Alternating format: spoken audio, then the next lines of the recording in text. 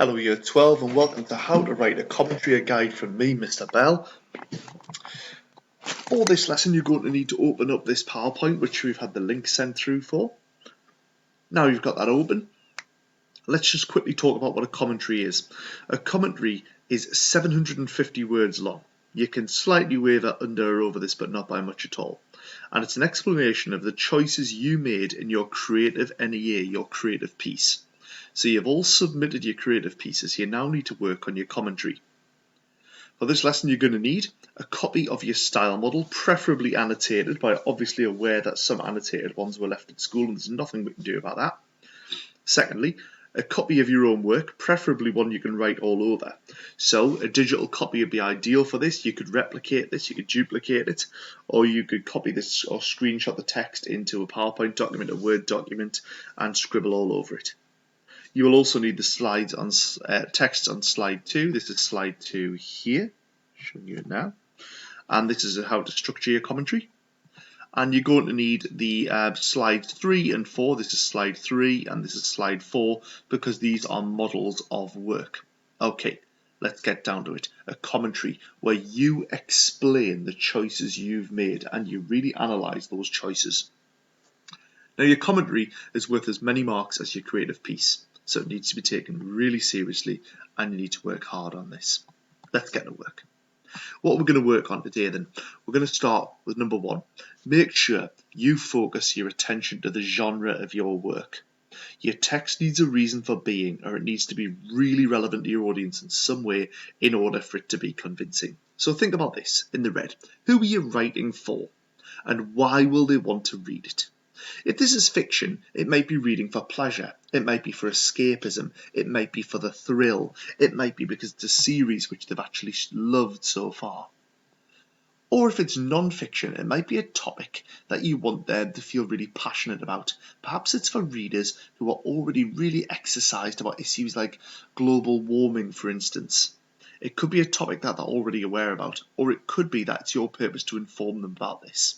Which leads us to number 2. What is the purpose? And don't be too general here. Most of you have gone for fiction. Therefore you could write, I am writing to entertain, but that's just too general. This is better. Through writing the introduction to a fantasy story, I'm aiming to entertain my readers through subtle insights into characterization and world building. You're seeing how you're entertaining them there, aren't you? Through the character and the world. We're also going to deal with your introduction. Your introduction needs to refer to the context, audience and purpose, and needs to refer to your style model. Apologies, this has got the spelling mistakes in here. I have rushed this. As a general structure, the introductory paragraph should be concise and it should introduce all of the above. It should be like this. I have written a, whatever you've written, aimed at, whoever your audience is, with the purpose of, then explain your purpose. I have written in the style of, name your style model, and then be really detailed about your style model. So I have written in the style of Gillian Flynn's Gone Girl, a twisting thriller where a mysterious crime is unravelled. Okay. First things first, let's think about your style model. Have you got it in front of you? If you don't, you can't go any further forward. You have to find it. Our advice for this is an annotated style model from the exam board. Our advice is around 6 to 8 annotations per page. And ideally, an acknowledgement of any patterns you can see. These could be grammatical patterns, such as repeated imperative usage, or it could be semantic patterns, such as particular semantic fields which are used, or extended metaphors, or repeated motifs. Okay. What the examiner has said those with lower marks needed in their commentaries is this: more developed discussion of the effects of some linguistic choices. Be specific with AO1. So what you need to do here in red, really analyse the choices you have made, not mad, using terminology and explaining the effects. I have used a range of abstract nouns to get myself inside my character's head to reveal the schizophrenia at the heart of my character. That's better. More precise and wide-ranging discussion of language features cover a lot, and more exploration of the connections between the two texts and the choices made in the language used. Right, get this for your commentary. You should be going, my style model does this, therefore I have used the same thing, but slightly changed it. You should also be quoting, so even better would be, my style model uses a range of abstract nouns. For example, it uses the words hope and realism to get inside the character's aspirations for the day. However, since my monologue is a more tortured piece, I have used the abstract nouns terror and despair to get a sense of my character's lack of belonging within the world. Yeah, just totally bluffed that there, but it's doing it the right way. Your structure for each paragraph should follow this. And this is not your introduction. I'll come to your introduction soon. But each paragraph should really do these things. What choice of languages or structure have you decided to focus on? Give examples of how your style model used them. Then, in blue, how did you adopt or adapt this feature in your own piece of work? To adopt means to borrow something, to use it, to do it in the same way. To adapt means to use it similarly, but transform it for your own purposes. That's slightly harder and slightly better. And lastly, how and why does it suit your context, audience, and purpose well? Think about where it's going to be published, the genre, the ideologies, the motivations. If you're writing a non-fiction piece, this is easier, isn't it? Because you should have a particular publication in mind. For example, if you're writing for the Guardian newspaper, you're writing for a liberal, left-wing, intelligent audience. If you're writing for the Daily Mail newspaper, you're writing for a white, right-wing, quite reactionary audience, not particularly educated. If you're writing for Vice website, you're writing for young, edgy young adults who are very trendy and on topic. Okay, with what we've just talked about in mind, with the structure in mind, we're going to look at a top-band paragraph of analysis. And it begins thus. My style model began with an imperative simple sentence. Dear Katie Hopkins, stop making life harder for disabled people. So I replicated, also using an imperative simple sentence with, Dear Queen Elizabeth, put our government out of their misery.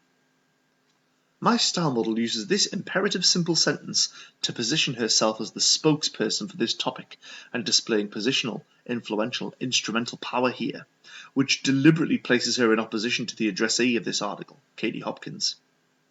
The entire article is an appeal to the audience, almost second-hand, using Katie Hopkins as a representation of the antithesis of the views of the writer, who in turn is representing the disabled community. Using the proper noun Katie Hopkins, which has been syntactically foregrounded, immediately creates a tone of accusation.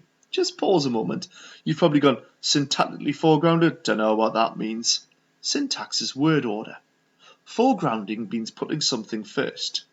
To syntactically foreground something means to put it early in the sentence. Wow, isn't that clever? To syntactically foreground something, put it early in the sentence. So if you're putting something early in the sentence, why not write, you have syntactically foregrounded something? Oh, God, you sound like a genius. Right, let's go back to it. I'm just going to run my cursor over this. That's what the two texts do. This is discussion of the style model. And now we're on to what you've done. Let's read the bottom paragraph. In my own piece, I used a similar style of opening for a different outcome. I have again used an imperative simple sentence, but to create a tone of desperation as though I am speaking on behalf of the general public. I'm writing here for the Guardian, so I have in mind that my readership will stereotypically have a more negative perception of the government, and so I can present them as the antithesis to the values of the readership. Beautifully done. Really nicely done. But let's think about the structure. What have you both done?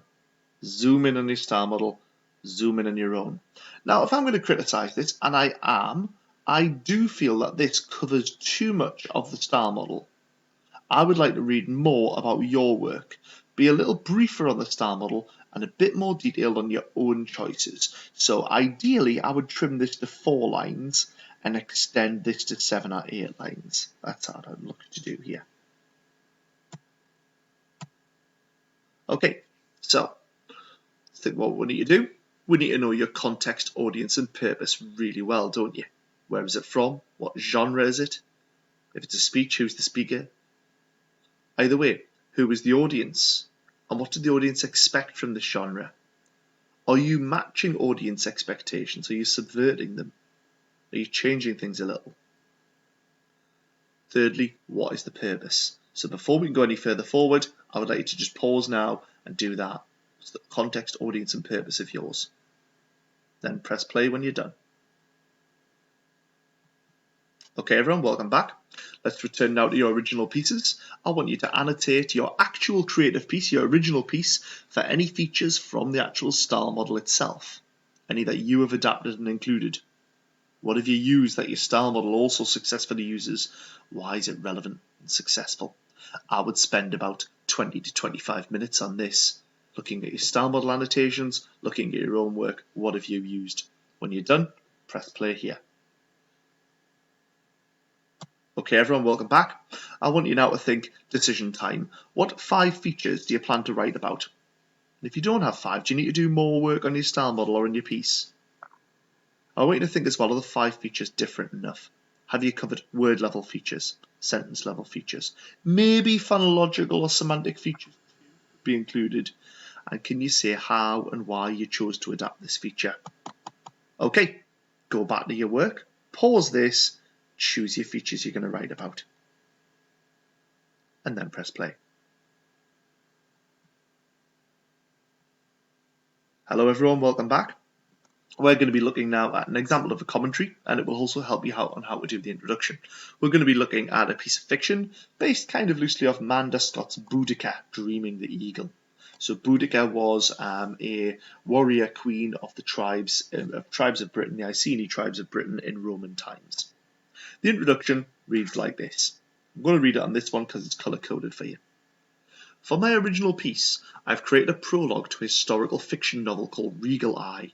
It is based on the relationship between Elizabeth of York and King Edward IV, and begins with the protagonist, Queen Elizabeth, using her supernatural abilities to watch her husband fighting in a battle many miles away.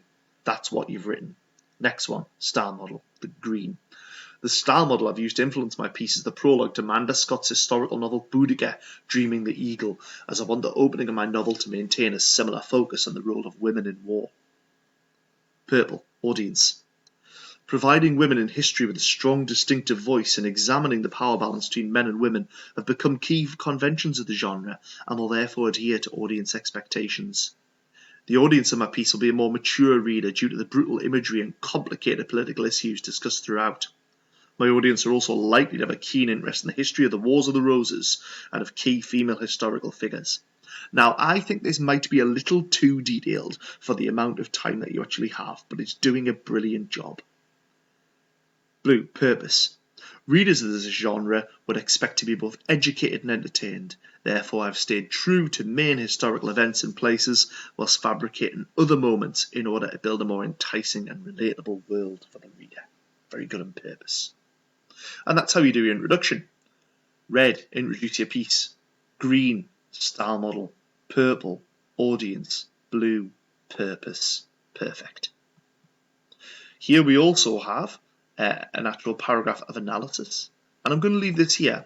I don't have time to have a maximum of 15 minutes to go through this, but you have a copy of this and you can see it's all done for you there. So red, choice of language structure. Green, style model use. Blue, how did you adopt it? Purple, link it to context. Right, I think that should tell you how to do your commentary. Let's think about the stages again. Stage 1. Have an annotated style model. Stage 2. Look for similar features in your actual piece itself. Stage 3. Start to prioritize the features you're actually going to write about. Stage 4. Write your introduction based off this. Stage 5. Write your paragraphs based off this. I think an introduction and 3 paragraphs of work will to take you to 750 words. Okay, that's it from me. Hope you found it useful. Mr. Bell, out.